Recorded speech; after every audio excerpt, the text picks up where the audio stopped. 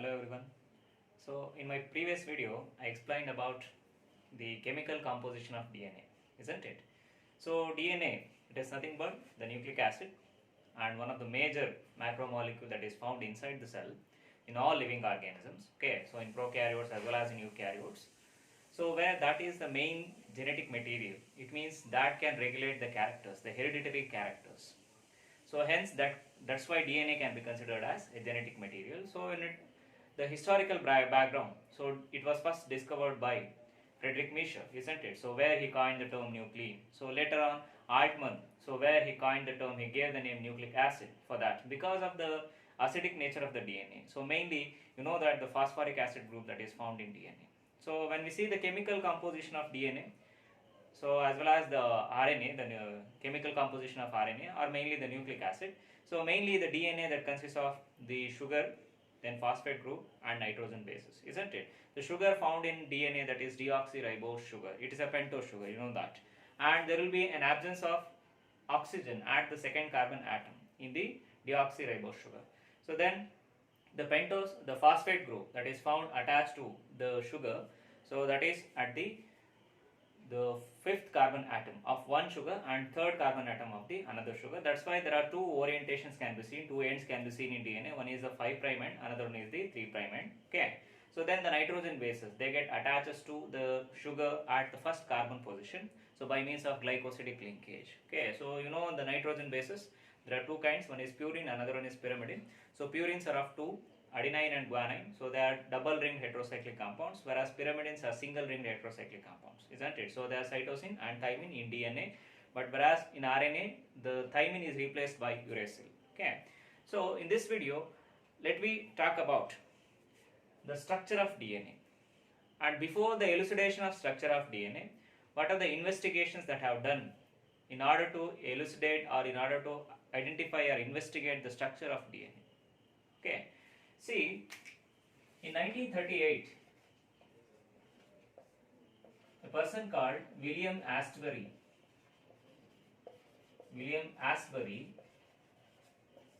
person named as William Astbury, who carried out X-ray diffraction, studies on DNA. Okay, he carried out X-ray diffraction studies on DNA, and by that studies he confirmed that DNA is a polynucleotide chain. DNA is a polynucleotide chain. It is a polynucleotide chain.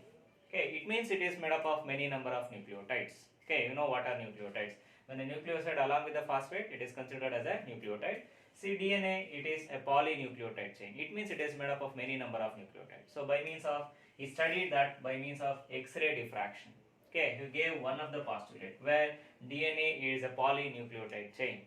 Okay, and another thing, the nucleotides arranged are all along the axis.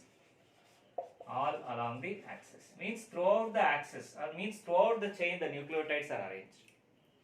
Nucleotides arranged all along the axis. Okay, so throughout the chain of the DNA, that polynucleotide strand, the nucleotides are arranged. So this is the second postulate that is given by William Astbury. Okay, so then these nucleotides in that polynucleotide chain, they are separated by means of a fixed distance, separated by a fixed distance.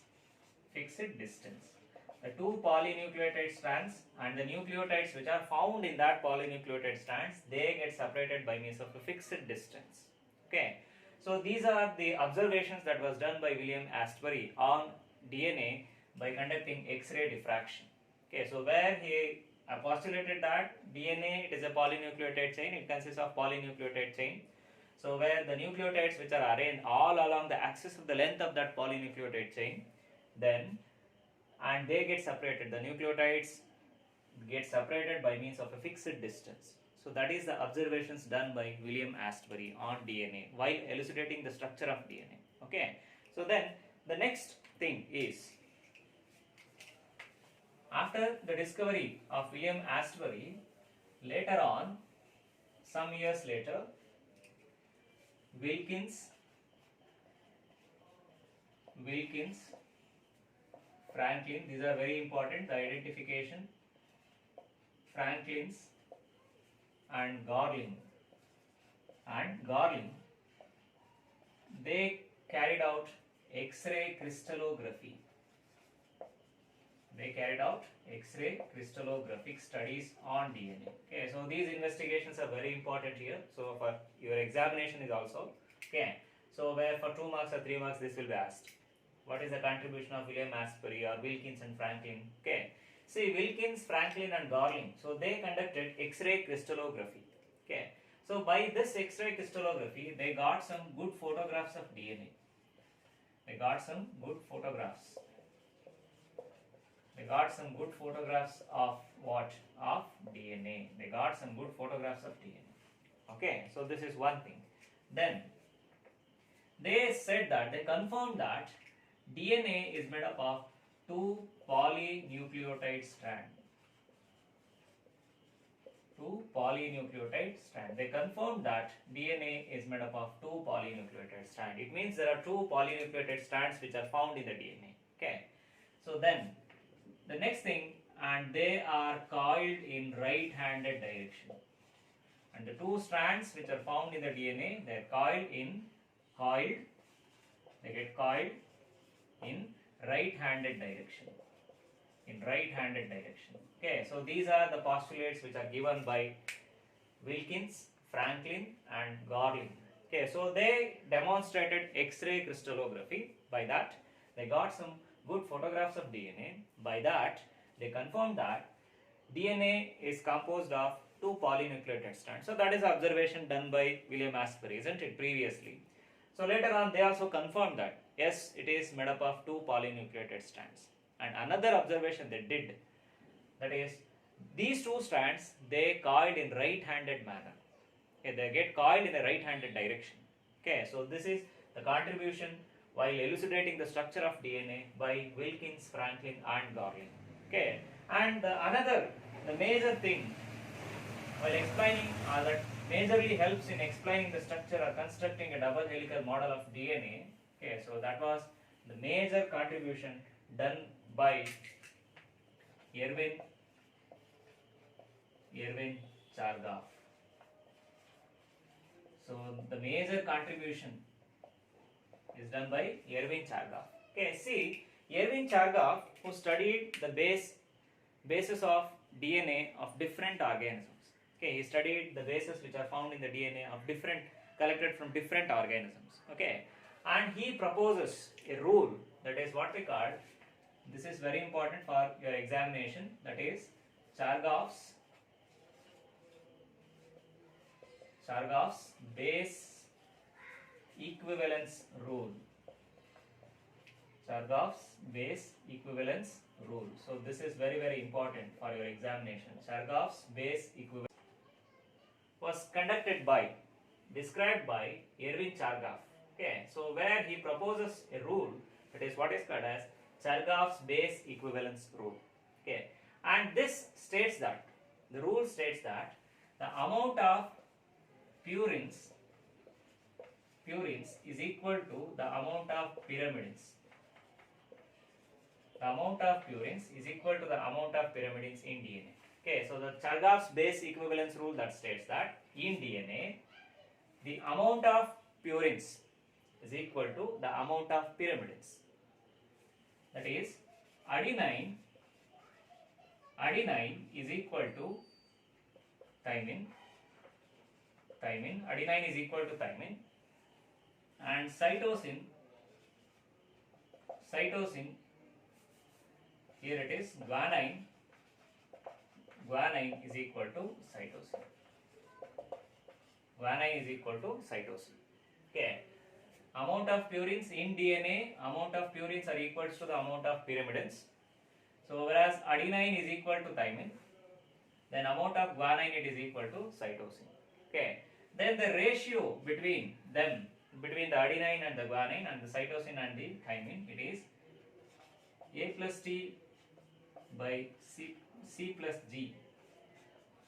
C plus G, it is always constant. It is always constant, or it is equal to, nearly equal to 1. Okay. The ratio between them, between adenine A plus T by C plus T, means adenine and thymine by cytosine and guanine, it is always a constant, or it is almost equal to 1. So that is the principles of equivalence rule proposed by Erwin Chargaff. So where he demonstrated that, he showed that in DNA, purines are equal to pyrimidines. The amount of adenine is equal to the amount of thymine. Similarly, the amount of guanine is equal to the amount of cytosine. The ratio between A plus T by C plus T, means adenine and thymine by cytosine and guanine, it is always constant. Okay, it is always unit. So that is the Chargaff's base equivalence rule. So this is very important for 2 marks as well as for 3 marks. Okay. So by considering all these things, so that is the experiments of William Asbury, then Wilkins Franklin, so and also by the contribution of Erwin Chargaff. So by considering all those things, by putting together all of those events, so finally a 3-dimensional structure of DNA that was put forth, that was elucidated, and that was given by J.D. Watson and Crick. Okay. See, Watson and Crick, so they identified, or they given the double helical structure or double helical model of DNA by considering the postulates or the experimental evidences of William Asbury, Franklin and Chargaff. So by putting together all of them, so they elucidated the double helical structure or double helical model of DNA. Okay. So for that they got the Nobel Prize also. That is by Watson, J.D. Watson and Francis Crick. So that is what is regarded as double helical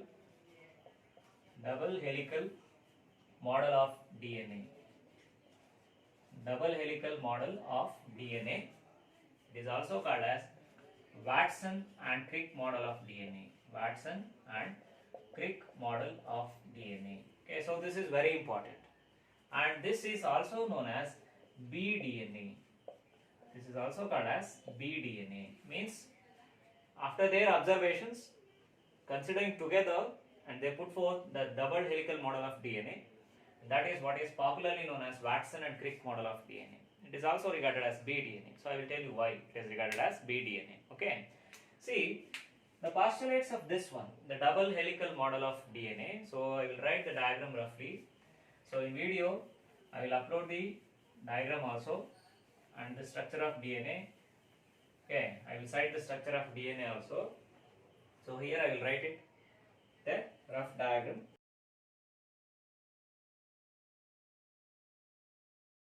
According to this model of DNA, DNA is composed of 2 polynucleotide strands. It is composed of 2 polynucleotide strands. Means there are 2 nucleotide strands were be seen in DNA. And these 2 strands which are anti-parallel to each other. It means they are running in opposite direction. So that is based on their orientation or with respect to the sugar molecules. I said that the phosphate group in DNA, it will attach us to 5th carbon of one sugar and 3rd carbon of another sugar. Thereby it creates 2 ends or 2 primes in DNA. One is a 5' end, another one is the 3' end, isn't it? The 5' end of DNA that always ends with a phosphate, whereas the 3' end of the DNA that consists of OH. Hence, there are 2 opposite ends can be created in the DNA. So one is the 5' end, another one is the 3' end. There are 2 opposite ends can be seen here. So 5' end that consists of phosphate, whereas 3' end that consists of OH. Similarly, here also, if it is 5', so then it will be 3' and this will be 5' end. 5' end that consists of phosphate and 3' end that consists of OH. Okay, see here, what is the first postulate? DNA is a polynucleotide strand, where it is composed of 2 polynucleotide strands which are running anti-parallel to each other. It means they are running in opposite direction. That is from 5' to 3' and 3' to 5', vice versa. They are running in 2 opposite direction. That's why it is said to be the two strands of DNA are said to be anti-parallel to each other. Okay, so where one end that consists of 5 prime and the another end that consists of 3 prime. 5 prime that consists of phosphate, whereas 3 prime that consists of OH group. That is mainly because of considering the sugar that is at the position of attachment of the phosphate group to the deoxyribose sugar. Okay, so then the two strands of DNA, they are coiled in right-handed direction, a right-handed manner. The two strands, the polynucleated strands in DNA, so they are coiled in right-handed direction. Okay, so in a right-handed manner or in right-handed direction means clockwise direction. So where the two polynucleated strands were coiled each other, means they're coiled helix. That's why it is said to be helix, isn't it? So like this, they're coiled each other. The two strands, they coiled each other in a right-handed direction or in a right-handed manner. Okay, so that is the another postulate. Okay, so then the third one is sugar and phosphate. Sugar and phosphate are the backbone of DNA. Sugar and phosphate are the backbone of DNA. Are the backbone of DNA. Sugar and phosphate are the backbone of DNA. Okay, so because they are the major molecules which are found inside DNA, which are found in the DNA. Okay, so the entire polynucleated strand of DNA is mainly composed of sugar and phosphate, along with the nitrogen bases, which are right angle to sugar and phosphate backbone. Okay, so along with the nitrogen bases which are right angle to sugar and phosphate backbone. So I am repeating again, DNA is composed of two polynucleated strands, means ಎರಡು polynucleated strand ಇದೆ, and those two strands which are running in anti-parallel direction, means they are running in opposite direction, that is 5 prime and 3 prime, vice versa. Okay, and these two strands of DNA, they coiled in right-handed direction. Right-handed manner ಅಲ್ಲಿ ಎರಡು strands ಏನಾಗಿರುತ್ತೆ, coil ಆಗಿರುತ್ತೆ. Then sugar and the phosphates, they are the major backbones of DNA, and that form the long polynucleated chain. Along with that, the nitrogen bases which are right angle to sugar and phosphate backbone.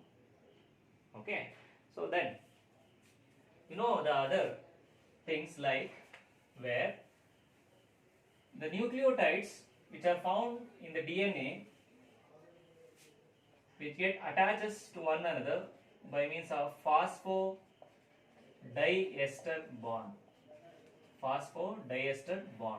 Okay, so the nucleotides which get bonded to each other by means of phosphodiester bond, so that you know, I explained earlier. Okay, so where the nucleotides get attaches to one another means bonded to one another by means of phosphodiester bond.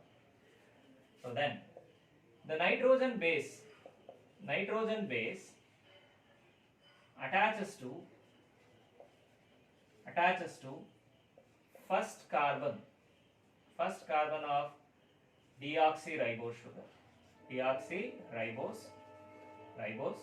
The nitrogen base attaches to the first carbon of deoxyribose sugar. Means deoxyribose sugar ali first carbon ge, so you know the structure of deoxyribose sugar.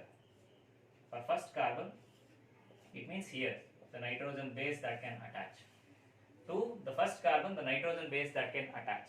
Okay, so where nitrogen base attaches to first carbon of deoxyribose sugar, so whereby purine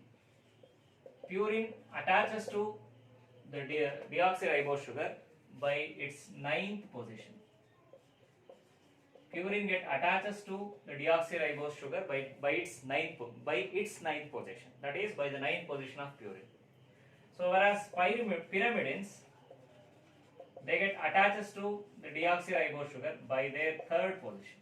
Pyrimidines get attaches to deoxyribose sugar by means of 3rd position, whereas purines get attaches to the deoxyribose sugar by their 9th position. Okay, so and the two nucleotides, they get linked to each other by means of phosphodiester bonds. So then the nucleotides in the DNA strands along the backbone of the DNA or along the axis of the DNA, the two polynucleotide strands, they get joined each other by means of hydrogen bonds. Hydrogen bonds.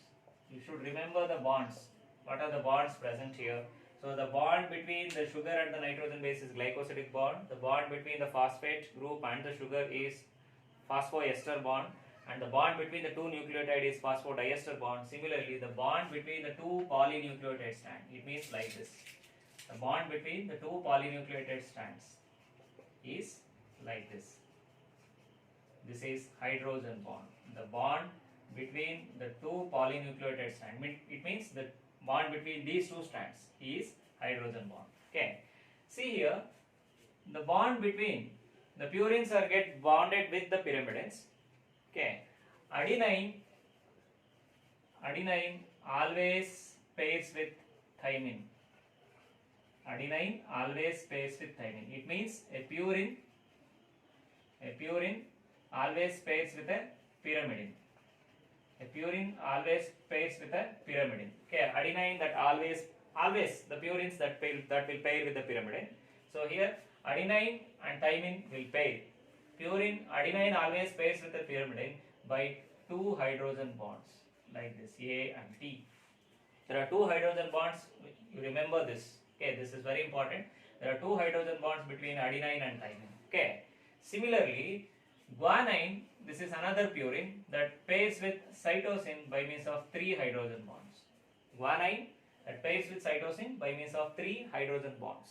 Okay, the bond between adenine and thymine, it is two hydrogen bond, whereas the bond between guanine and cytosine, it is three hydrogen bonds. Okay, so it means that the two polynucleotide strands in DNA, so they get bonded each other, that is by means of hydrogen bonds.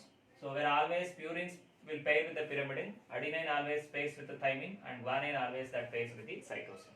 Okay. So then, according to the Chargaff's base equivalence rule, the purines is always equals to pyrimidine. So I said earlier, isn't it?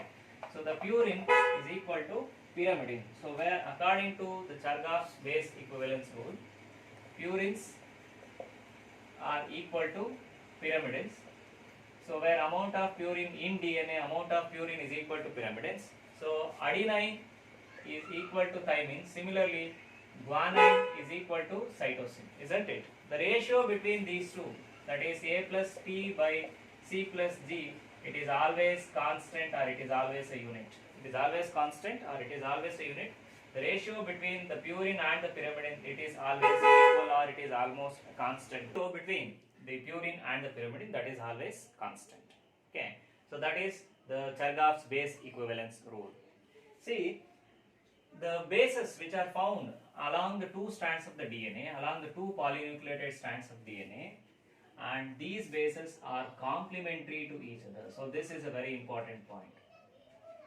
The bases which are found in the two polynucleotide strands of DNA, which are complementary to each other. Complementary means like this. Suppose if one strand of DNA, if it is having the bases like this, adenine, thymine, guanine, cytosine and thymine. If one strand of DNA, if it is having the bases like this, the opposite strand for this one, it means the two, if there are two strands, no, the opposite strand for this one, it will be complementary. In place of A, suppose here, it will be T here, because always adenine pairs with thymine and thymine, the cytosine that pairs with guanine, isn't it?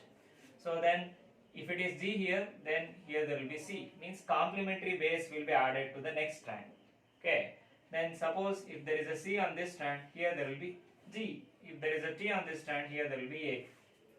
So A and T that pairs with two hydrogen bonds. Again thymine and adenine they pairs with two hydrogen bond. Guanine and cytosine there will be three hydrogen bond. Again there will be three hydrogen bond and there will be two hydrogen bonds. It means the bases which are found along the polynucleotide strands of the DNA, which are complementary to each other. So suppose if one strand of DNA is having this combination of bases, the opposite strand, the other chain will having the bases which are complementary to this strand. Okay, and the distance between the two strands of the DNA, there will be fixed distance, isn't it? So that was given by William Astbury. So there will be a fixed distance between the two strands of DNA. So where Watson and Crick, they identified that, and the diameter of the DNA, that is 20 angstroms. The distance between the two polynucleotide strands of DNA, the diameter of the DNA, it is 20 angstroms. Okay, so there will be the distance between that is 20 angstrom. The distance between these two is 20 angstroms. Then one full turn of DNA means like this. One full turn of DNA that measures about 34 angstroms. One full turn of DNA that measures about 34 angstrom. Full turn. One full turn ಆದರೆ ಒಂದು strand completely ಈ ತರ turn ಆದರೆ that measures about 34 angstrom and that is having 10 bases in each turn. 10 bases present for each turn. ಪ್ರತಿ turn ಅಲ್ಲಿ ಎಷ್ಟು basis ಇರುತ್ತೆ? There are 10 bases present in each turn. ಪ್ರತಿ ಟರ್ನ್ಗೂ 10 bases ಇರುತ್ತೆ. Okay. And the distance between these bases will be 3.4 angstroms. The distance between each base in that turn ಅಂದ್ರೆ ಒಂದು full turn ಆದ್ರೆ ಈ ರೀತಿ ಟರ್ನ್ ಇದ್ರೆ 34 angstroms ಮೆಜರ್ಮೆಂಟ್ ಇರುತ್ತೆ. So ಅದರಲ್ಲಿ ಎಷ್ಟು ಬೇಸಸ್ ಇರುತ್ತೆ? There are 10 bases in each turn. ಈ ಫುಲ್ ಟರ್ನ್ ಅಲ್ಲಿ 10 ಬೇಸ್ ಇರುತ್ತೆ. The distance between them is 3.4 angstroms. ಇಷ್ಟು ಡಿಸ್ಟೆನ್ಸ್ ಎಷ್ಟಿರುತ್ತೆ ಇಲ್ಲಿ? 3.4 per base. A distance between each base is 3.4 angstroms. Okay. And there are two grooves can be seen. ಎರಡು grooves ನೋಡಬಹುದು ನಾವು ಇಲ್ಲಿ. There are two grooves can be seen here. One is a major groove, another one is a minor groove. Major groove and another one is minor groove. See, this can be considered as a major groove. Means a long curvature can be seen here, isn't it? So this is, or even this can be considered as a major groove. Major means a long curvature can be seen here. Major groove. Okay. And this measures about 2.2 mm in width. 2.2 mm in width. So this is the major groove. Okay. So this can be the smaller curvature. This can be referred as a minor groove. This can be considered as a minor groove. And this will measures about 1.2 mm in width. So there are two grooves can be seen here. So one long turn, so here that can be considered as a major groove, measures around 2.2 mm, and whereas the smaller groove, this is the minor groove, and that can measures around 1.2 mm. Okay, so if we observe the double helical strand of DNA, it is just like a railing staircase, isn't it? So ಈ ತರ ಸ್ಪೈರಲಿ coil ಆಗಿರೋಂಥ stair ಕೇಸ್ಗೆ ನಾವು compare ಮಾಡ್ಬೋದು. ಆ ಸ್ಪೈರಲಿ just like a ladder, a spiral ladder, okay, or a spiral staircase. So spiral staircase compare ಮಾಡಿದಾಗ ಎರಡು railings ಏನಿರುತ್ತೆ staircase ಅಲ್ಲಿ that can be considered as a two polynucleated stand. ಇದೆರಡನ್ನ polynucleated stand ಅಂತ consider ಮಾಡಬಹುದು ಆ railing ಅಲ್ಲಿ side ಅಲ್ಲಿ ಇರೋಂಥದ್ದು. ಸೊ ಮಧ್ಯದಲ್ಲಿರುವಂತಹ steps that can be considered as a the bases which are right angle to each other bonded by means of hydrogen bonds ಅನ್ನೋ ತರ that can be comparable. Okay, so just I will repeat.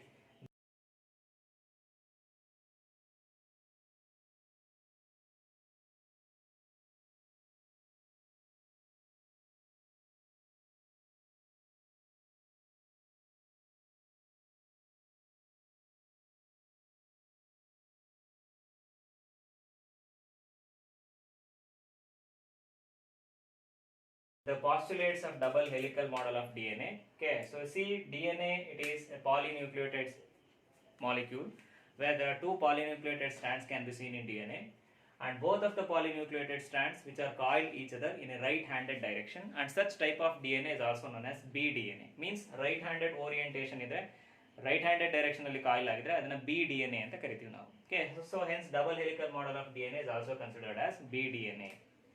And these two polynucleated strands which are running in anti-parallel direction. It means there are two orientation or two ends can be seen or observed here. One is a 5' end, another one is a 3' end. 5' end that ends with the phosphate, whereas 3' end that ends with the OH group. That is mainly because of sugar and phosphate orientation in the DNA. So then the next postulate is sugar and phosphate are the backbone of DNA. So they are the major molecules which constitutes the polynucleotide chain of DNA. Major agi polynucleotide chain formation agirade sugar matte phosphate inda. Okay, then the next thing is where the bases, the phosphate group that get attaches to the sugar by means of phosphoester bond, whereas the nitrogen base that get attaches with the deoxyribose sugar by means of glycosidic bond. So where purine get attaches to the sugar to the first position by its 9th position, whereas the pyrimidine that get attaches to deoxyribose sugar by its 3rd position. Okay, so then the nitrogen bases in the DNA they are right angle to the sugar and the phosphate backbone. Andre sugar phosphate backbone andre ee chain sugar ಮತ್ತೆ phosphate backbone ತರ nitrogen bases ಏನಾಗಿರುತ್ತೆ, they are right angle to the sugar and phosphate backbone. Okay, and the two polynucleated strands, they get bonded each other, they get binded or joined each other by means of hydrogen bonds which are found, means internally there will be hydrogen bond. So in the inner side, towards the inner side there will be hydrogen bond, so where always that purines that pairs with the pyrimidine. Okay, so here adenine that always pairs with thymine, whereas guanine that always pairs with cytosine by means of 2 and 3 hydrogen bonds respectively. Okay, so then this double helical model of DNA that follows Chargaff's base equivalence rule. So that states that the amount of purine is always equals to amount of pyrimidine. So where adenine is always equal to thymine and vice versa. Similarly, guanine cytosine is always equal to guanine and again vice versa. The ratio between A plus T by C plus D, it is always constant. It is always a unit. Okay, so that is the Chargaff's base equivalence rule. So, and the nucleotides which are found on one strand of the DNA which are complementary to the other strand of DNA. So here I have written an example. Suppose if one strand of DNA is having the bases like this, like A, T, G, C, T, and the other strand, opposite strand will be complementary. It means pairing manner alli irutte. Okay, so you know that adenine always pairs with thymine anta. So adenine illidaga the opposite strand that consists of thymine. So that is what is said to be complementary of bases. Okay. Then the distance between the two strands of DNA, there is a fixed distance that is 20 angstroms. It means the diameter of the DNA, the width between the two strands of DNA is 20 angstroms. Then one full turn of DNA means, if you consider this one full turn of DNA that measures about 34 angstroms, and each turn that consists of 10 bases in it. Prati turn alli 10 bases irutte, and there will be a fixed distance between the bases also, that is about 3.4 angstroms. Okay, that is the distance between the bases present in full turn. Okay, then there are two grooves can be seen here. One is a major groove, another one is a minor groove. So if there is a large curvature iddaga ನಾವು ಅದನ್ನ major groove ಅಂತೀವಿ. Smaller one, small gap iddaga that is what is called as a minor groove. So major groove that measures about 2.2 millimeter, and whereas minor groove that measures about 1.2 millimeter. Okay, so these are the postulates of double helical model of DNA. So this is very important for examination, so where it will be asked for 5 marks. Okay, and even sometimes diagram will rarely ask.